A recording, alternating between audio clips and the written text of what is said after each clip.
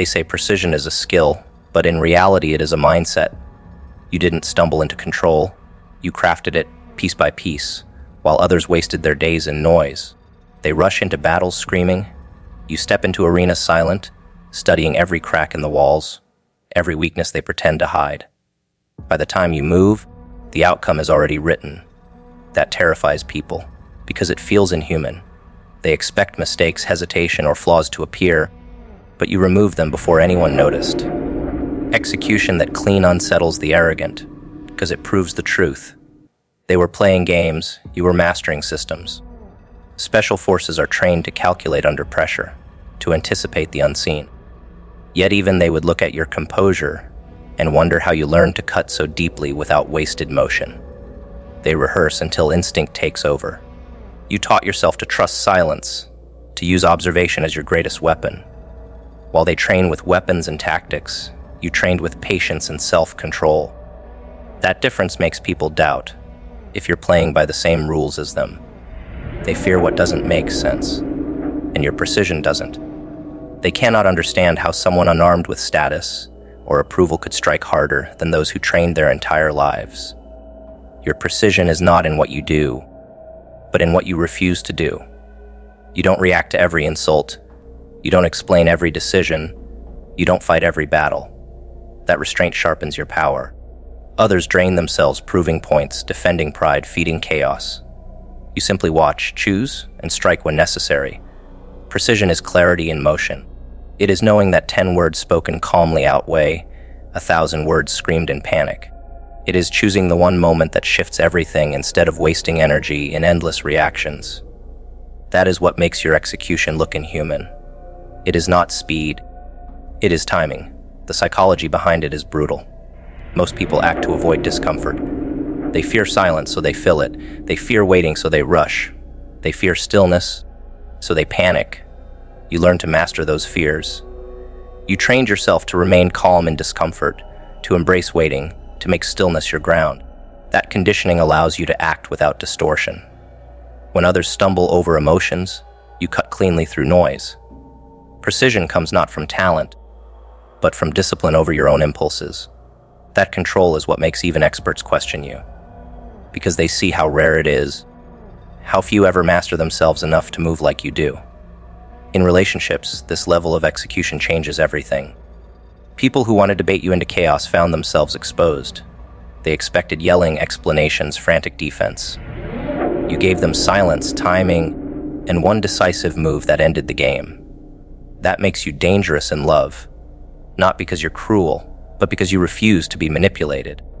You don't argue with illusions. You cut through them. You don't fight small battles. You outlast them. That precision unsettles partners who rely on control because their tricks depend on reaction. Without your reaction, they collapse.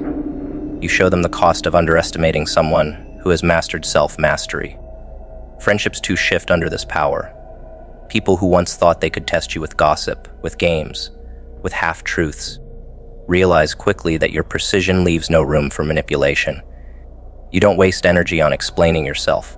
You don't try to fix misunderstandings created out of malice. You simply make one clear decision to keep building forward, and the rest becomes irrelevant. They notice how nothing sticks to you because you refuse to give energy to traps. That precision frightens them more than aggression ever could. Aggression is predictable. Precision is not. Precision means you could dismantle them with one move, and they'll never see it coming. At work, precision separates leaders from performers. While others scramble to prove themselves with noise, you let results speak. Every decision is intentional, every move measured, every strike efficient. That terrifies colleagues who rely on distraction. They thrive in environments where people waste energy competing in shallow games. You refuse to compete, you choose clarity instead. That makes your progress look like domination. They wonder if you have hidden support, secret knowledge, or unseen allies. In truth, you simply mastered what they never trained: self-restraint. That restraint makes you untouchable in professional spaces because it prevents you from collapsing under the pressure others suffocate in. Your precision is not cold. It is dangerous because it is purposeful. Every move reveals that you are not ruled by emotion. yet you still feel deeply. You simply refuse to let feeling distort execution. That balance unsettles people, because they cannot predict it. They don't know if you'll walk away or if you'll strike with finality. They don't know if your silence means peace or preparation. That unpredictability alone becomes a weapon. They learn quickly that provoking you is a mistake because your retaliation, if it comes, won't be loud. It will be final. And nothing terrifies manipulators more than the threat of finality. Even those who once tried to dominate you now replay their failures. They think back to the moments they expected collapse, but instead saw precision. They remember how their chaos bounced off your calm. They recall the way you dismantled their entire plan with one move. Each memory confirms their fear. You are not someone they can control. You are not someone they can predict. They realize too late that your strength doesn't come from showing force, but from knowing exactly when and how to use it. That revelation horrifies them because it proves you cannot be beaten by noise.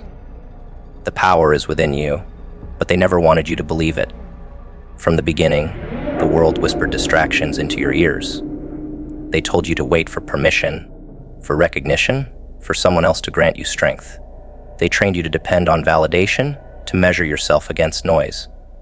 Yet deep down, you knew power doesn't arrive from outside hands. It grows in silence, in discipline, in the quiet choices nobody applauds. That is what unsettles them most. You stopped waiting. The moment you realized your strength wasn't borrowed, but born inside you, the balance shifted. You no longer begged for a seat at their table, because you built one of your own. They wanted you hooked on approval. They wanted you to perform for claps, to bend under rejection, to starve when attention was withheld. But the moment you stopped chasing their recognition, you became untouchable. You learned that the same energy used to beg for scraps could be redirected into building. And with every choice to pour energy into your own growth, instead of their opinions, you proved that they never held you. They only held your illusion. When you broke that illusion, their power vanished. Now they look at you and wonder how you stand so tall with nothing visible holding you up. What they cannot grasp is that roots run deeper than surface applause. The power is within you, and that is why they fear you. They cannot calculate the depth of it. They cannot measure it with their tired tricks. They cannot use it against you because it doesn't belong to them. That is the cruel truth of self-mastery.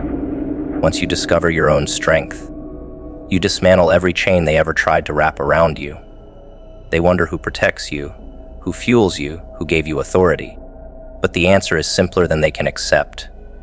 You gave it to yourself. That answer horrifies them because it reveals the weakness of their design. They depended on you needing them, and you proved you never did. In relationships, the power within you changes the game. You no longer bend for manipulation disguised as love. You no longer explain yourself endlessly to buy temporary peace. You no longer beg for someone to see your worth, because you see it. When you carry yourself with that certainty, you create an aura that breaks control. A partner who relied on control feels powerless in your presence, because their tactics bounce off your calm. They expect arguments, they expect submission, but all they find is composure. And in that composure lies dominance. The one who doesn't need control is the one who holds it. Friendships bend under this truth as well. Those who tried to anchor you with guilt or obligation lose their grip when you step into your own power. They expect loyalty to come from fear, but your loyalty comes from choice. That makes it stronger because it cannot be forced. They panic when they realize you could walk away at any time and still thrive. They can't comprehend that independence because they built their lives on dependency. Your self-sustained energy terrifies them because it exposes how fragile their control really is. They can't tether you when you've already untied the knots inside yourself. Work becomes a battlefield where this inner power shines most. Colleagues who rely on politics and posturing don't know how to counter the person who doesn't play. You don't need their games to succeed. You don't need their approval to build. You don't waste time defending your name in rumors, because results speak louder than gossip ever could. That kind of groundedness makes you dangerous in professional spaces.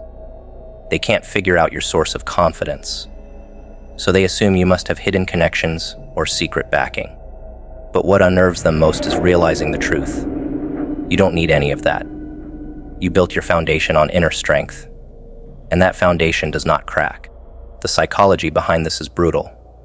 Most people are trained to look outward for strength. They think safety comes from alliances, validation, or external power. That conditioning is why they collapse when those things are taken away. But you trained yourself differently. You built resilience in silence. You taught yourself that fear loses grip when you face it, that shame dissolves when you own it, that rejection cannot kill you if you refuse to see it as death. That psychological training is what makes you dangerous. You don't fold when the outside world shifts, because your roots run inward. No storm can destroy what was never above ground. They spread rumors to make sense of you. They assume someone must be guiding you. Someone must be feeding you power from the shadows. They cannot fathom that your strength came from solitude, from repetition, from moments nobody saw. And that is where your dominance lies. You need no audience. You need no witness. Your power is self-sustained. That independence terrifies them because it makes you unpredictable. They can't manipulate someone who doesn't need their approval.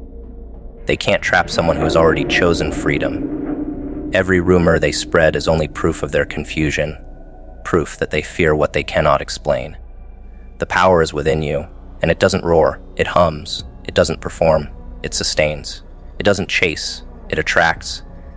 You don't need to fight to prove it, because its presence is undeniable. The way you carry yourself, the way you refuse to collapse under pressure, the way you stand even when silence surrounds you, all of it announces what words cannot. They thought power was about display. You proved it was about presence, and presence cannot be taken away. The power is within you, but they never wanted you to believe it. From the beginning, the world whispered distractions into your ears. They told you to wait for permission, for recognition, for someone else to grant you strength. They trained you to depend on validation, to measure yourself against noise. Yet deep down, you knew power doesn't arrive from outside hands. It grows in silence, in discipline, in the quiet choices nobody applauds. That is what unsettles them most. You stopped waiting. The moment you realized your strength wasn't borrowed, but born inside you, the balance shifted. You no longer begged for a seat at their table, because you built one of your own. They wanted you hooked on approval. They wanted you to perform for claps, to bend under rejection, to starve when attention was withheld. But the moment you stopped chasing their recognition, you became untouchable.